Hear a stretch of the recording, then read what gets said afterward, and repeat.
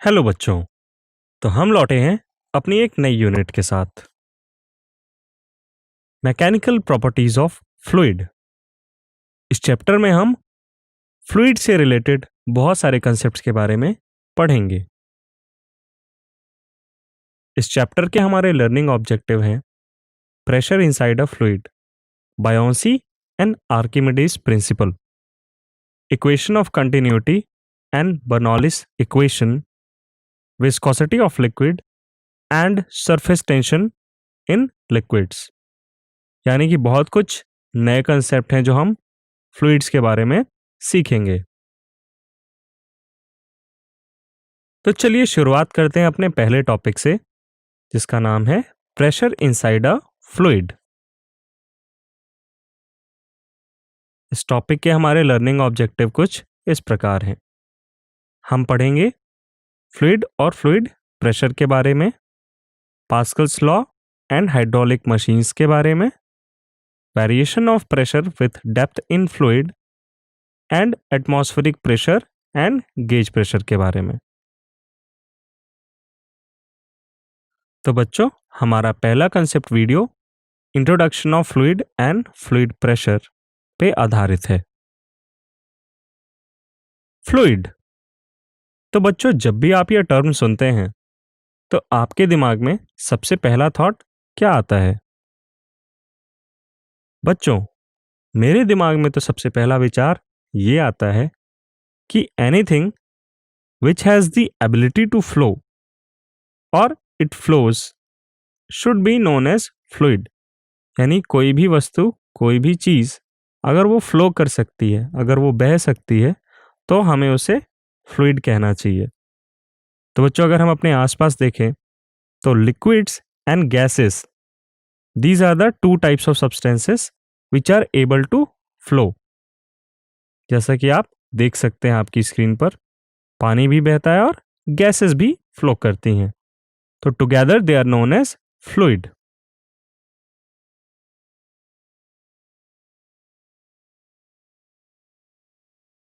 बच्चों, स्क्रीन पर दिए गए इस एनिमेशन को आप ध्यान से देखें और इसके बाद मैं आपसे एक सवाल पूछूंगा।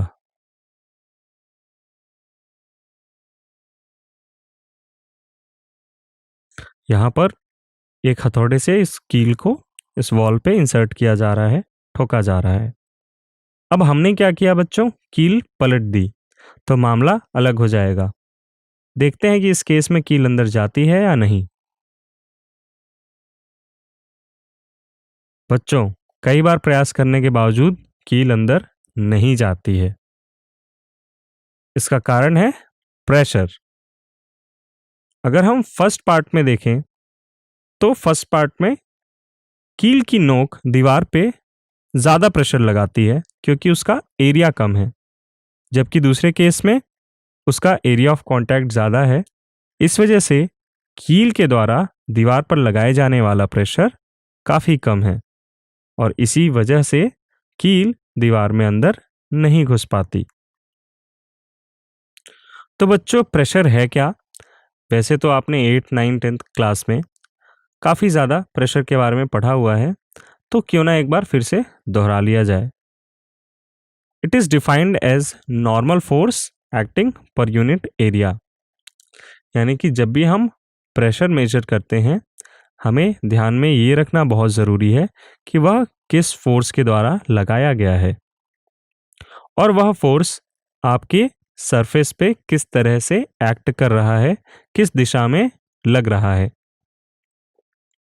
चित्र में दिए गए इस ब्लॉक को हम एक फोर्स के द्वारा वॉल पे कंप्रेस करने की कोशिश कर रहे हैं।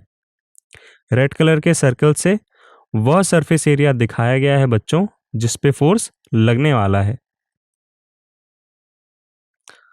एफ फोर्स इस एरिया पे नॉर्मल लग रहा है, तो इस ब्लॉक पे लगने वाला प्रेशर वो पूरी तरह से एफ के कंट्रीब्यूशन से आएगा। प्रेशर एक स्केलर क्वांटिटी है बच्चों, इसकी यूनिट होती है न्यूटन पर मीटर स्क्वायर और पास्कल। बच्चों, पिछले ही क्वेश्चन में अगर मैं आपसे सवाल करूं कि अगर मैं कील के ऊपर हैमर जो स्ट्राइक कर रहा था, जो मैं हथौड़ा मार रहा था, अगर वो मैं सीधे तौर पर ना मार के टेढ़े-मेढ़े अगर मारता हूँ, आड़े-तिरछे तरीके से, तो क्या उस पे बराबर ही प्रेशर लगेगा? ये ज़रा आप सोचेंगे। इस तरह से बहुत सारे एग्ज़ाम्पल्स हैं, जहाँ पे मैं प्रेशर के इम्पोर्टेंस को बता सकता हूँ। मसलन अगर मैं बात करूँ कि आपके किचन में रखे गए नाइफ़ के बारे में बात करूँ, अगर वो अपनी धार खो देता है, तो सब्ज़ी काटने में आपको प्रॉब्लम हो सकती है। जैसे कि इस धारदार चाकू के प्रयोग से हम सब्ज़ी आसानी से काट सकते हैं। चित्र में दिए गए इस एनिमेशन को आप ध्यान से देखें बच्चों।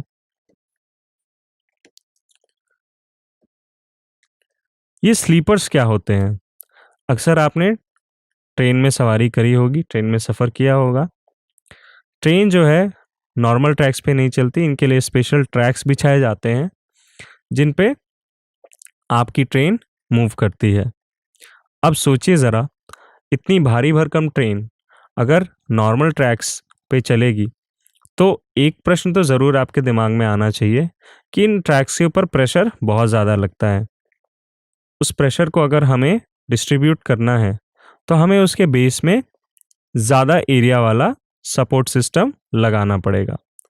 तो बच्चों, स्लीपर्स का काम वही होता है कि ट्रैक्स के ऊपर व्हील के कारण लगने वाले प्रेशर को एक लार्जर एरिया में डिस्ट्रीब्यूट करना, ताकि लैंड सरफेस पे, ग्राउंड पे एक्सेस प्रेशर ना पड़े और वो रेल की पटरियां नॉर्मल बनी रहें, वो धंसे ना।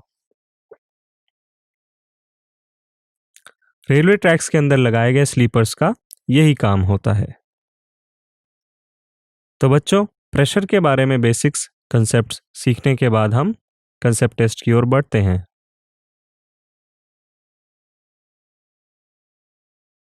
सवाल आपकी स्क्रीन पर, why camel can easily walk in desert but we can not. एक रेतीली ज़मीन पे, रेगिस्तान पे एक ऊंट के लिए चलना आसान क्यों होता है, जबकि अगर हम यही प्रयास करें तो हमें सफलता नहीं मिलती? ज़रा सोचिए।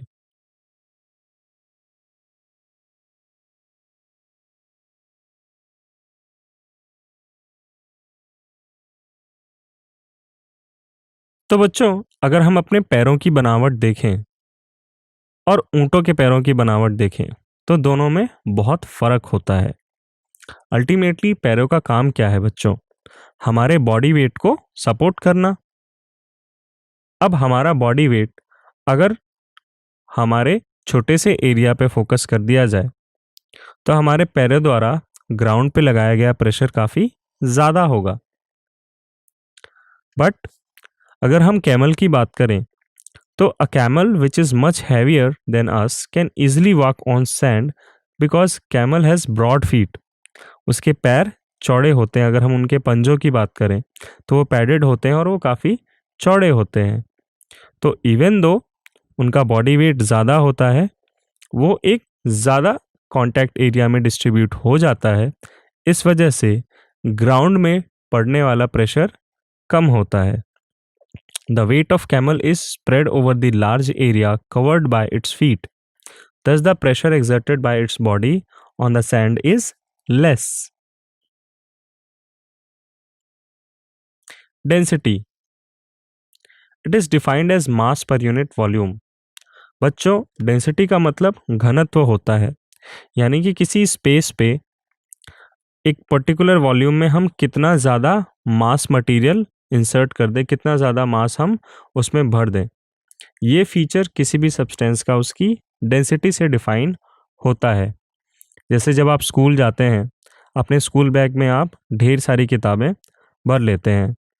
बट अगर आप अपने दोस्त का स्कूल बैग देखें, दोनों का साइज़ सेम होने के बावजूद उसका स्कूल बैग हल्का इस वजह से हो सकता है क्योंकि सेम स्पेस में उसने कम कॉपी किताब भरी हुई हों। So it is defined as mass per unit volume, कि एक पर्टिकुलर वॉल्यूम में आप कितना मास इंसर्ट करते हैं, यह फीचर डेंसिटी से डिफाइन होता है।